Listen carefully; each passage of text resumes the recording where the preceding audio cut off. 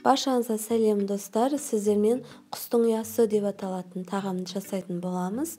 Видеоны көрмес бұрын менің каналыма тіркеліп, лайк басып пікір қалдырып кетіңіз. Бұл тағам тез әрі оңай жасалады және де дәмі өте керемет болып шығады. Жақындарыңызға жасап берсеңіздер болады, ұнайтынына сенімдімін. Алдымен қызып тұрған тапамызға майымызды құйып, пиязымызды жақсылап 2-3 минуттай қуырып аламыз.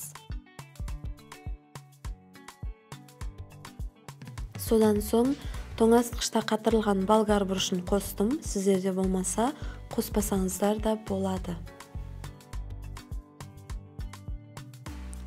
Келесі томат қосамыз. Араластырып, бетін жауып 1 минуттай қойып қоямыз.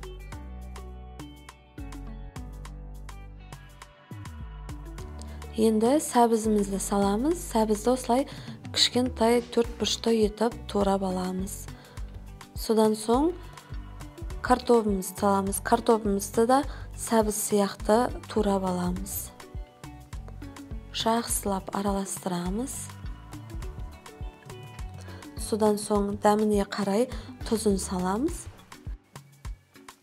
Жақсылап араластырып, суын құямыз. Мен 2 бокалдай су құйдым. Яғни картоп сәбіздері суға батып тұру керек. Бетін жауып, қайнағанын күтеміз. Осы аралықта начинкасын дайындаймыз.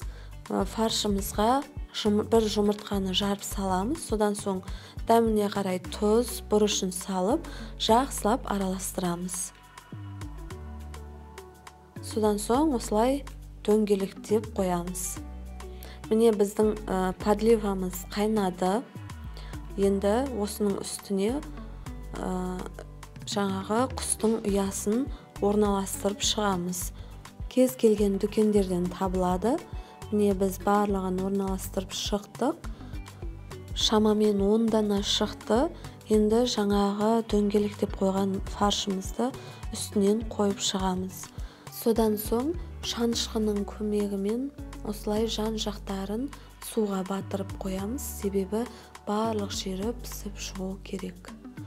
Міне батырдық. Енді өте баяу отта 30 минуттай немесе 40 минуттай пісіріп шығамыз.